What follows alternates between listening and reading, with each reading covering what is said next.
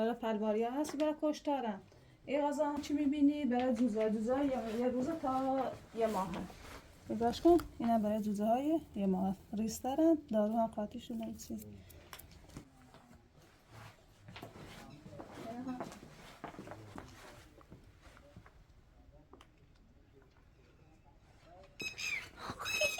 این جوزه های کچلی که 3 روزه، این بزار جلش یه ماهه.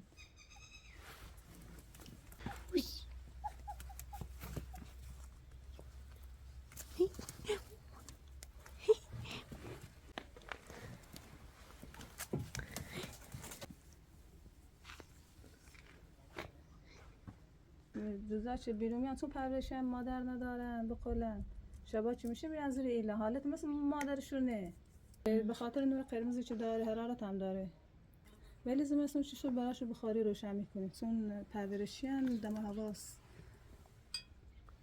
افتاد داخل میگشتم من کتیلی افتاد به سردشه دیروز به دنیا اومد پاشه چه دستگاه در میان بعضیش پاش فاصله دارن یه چشه میزنش پاشو حالت بگیرن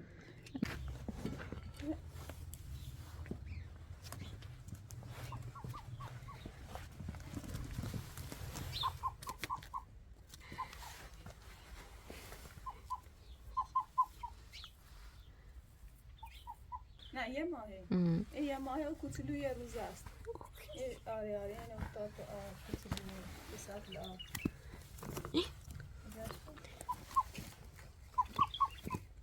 تو انگوش دارن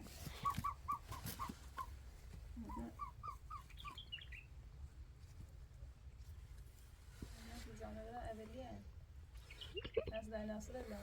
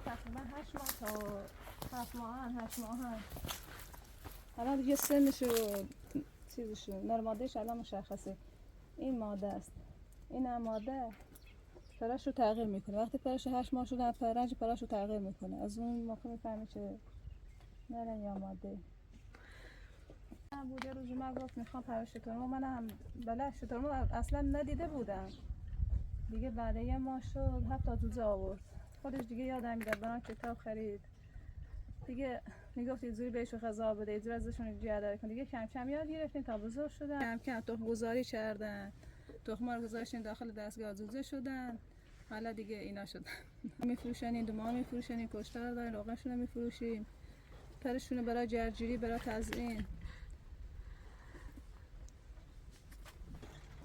هر پرنده سالمی روزی باید 200 مرتبه نوش بزن برای این در دیوار تا این نوچش حالا بزرگ نشه. این منقارش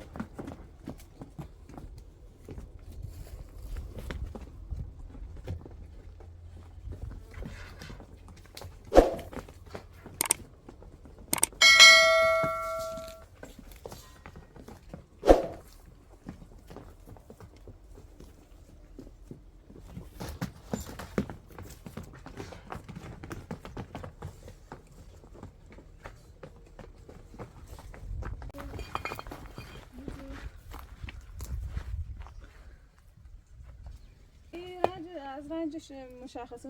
او دو تا ماده نگاهشو کن، رنجشو فرق داره، رنجشو خاکستریه. هر نری دو تا ماده پیششه، قفس بندی نگاه کن. ماده هر نری به دو تا ماده باید دو تا جفتش دو تا باشه.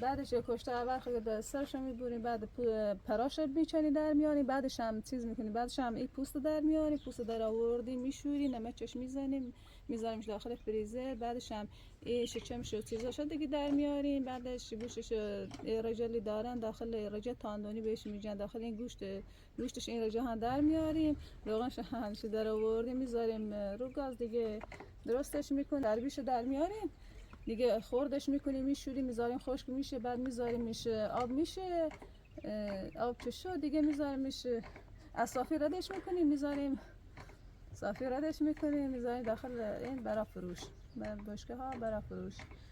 پرش هم برای کار تزیینی ازش استفاده، برای جرجیر ازش استفاده میکنن. یه روز تخم گذاشت، یه روز زمین تخم میذارن، یه روز میذارن یه روز نمیذارن. صبح ساعت 8 میان به اینا غذا میدن، با دوزاش غذا میدن، بعدش میرن کار خونه رو انجام میدن تا ساعت 11 که شد دوباره برای آب میام بهشون آب میدم، دوباره میام جوجه ها رو سر میزنن، دوباره غذا میدن جوجه ها، ساعت 4 چه شد دوباره میان دوباره غذا بهشون میدن. تخمشون ساعت 4 چه شد هم بعد از ظهر تخم میذارن، ساعت 4 تا 6 بعد از ظهر اینا تخم میذارن.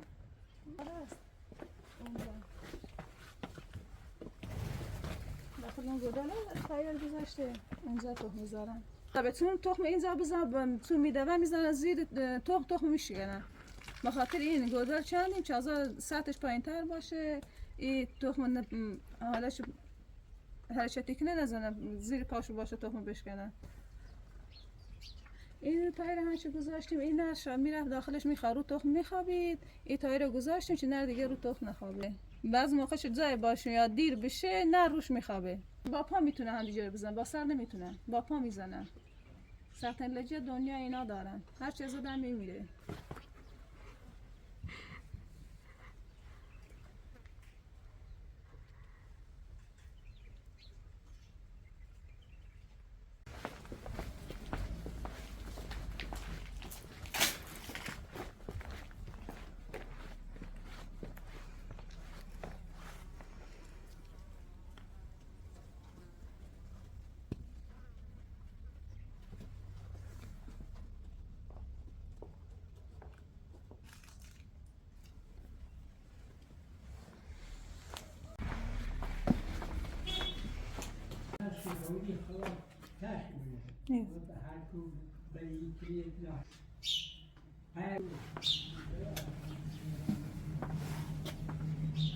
اینا اندازه جوجه چشیه 32 روز داخل لازم تا جوجه بشن. نه تاریخ میذارن چه روزی باید در بیان. براشو بخاری هست، دستگاه چیز هست که بجیری اینا هم هست. یه جوجه هم داخل چیز نگهش کنه. این هم دیروز در رو دادم است دارم.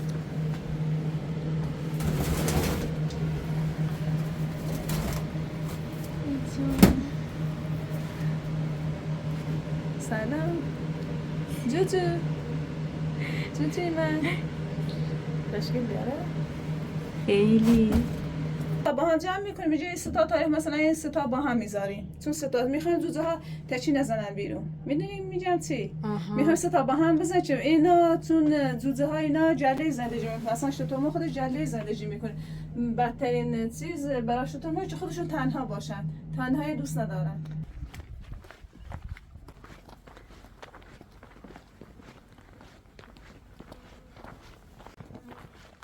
این جوجه ها هم کتلی 3 ماه 4 ماه 5 ماه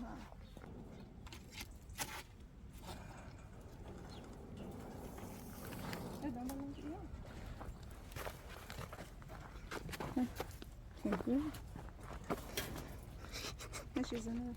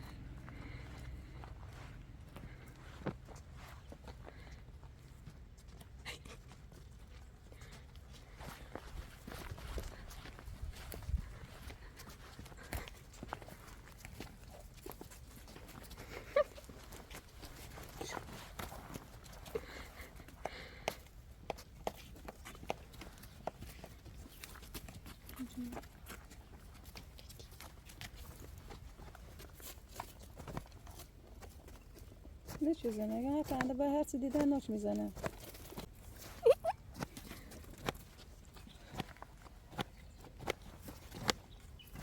شروع تر چیز نکنم پارش کنه بریم بیرون جو جو جو جو جو جو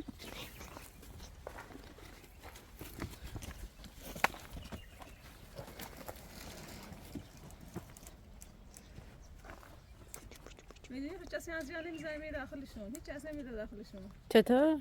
خاطر استرس بهش وارد میشه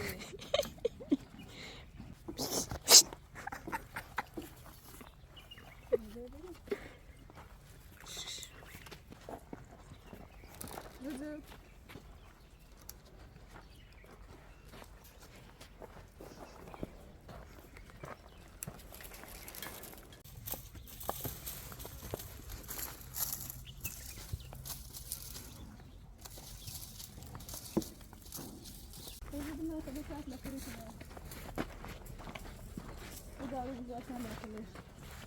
برای تخلیقی میزنن داخلش برای جوجه ها چون بیافن تا بعد از ظهر باید آب همشو بخورن این دارو داخلش گذاشتن تا بعد از ظهر دیگه آب نمیریزن روزی 2 ساعت کامل باید اینا آب بخورن صاف بخور اونا چون زنن دیگه بزرگترن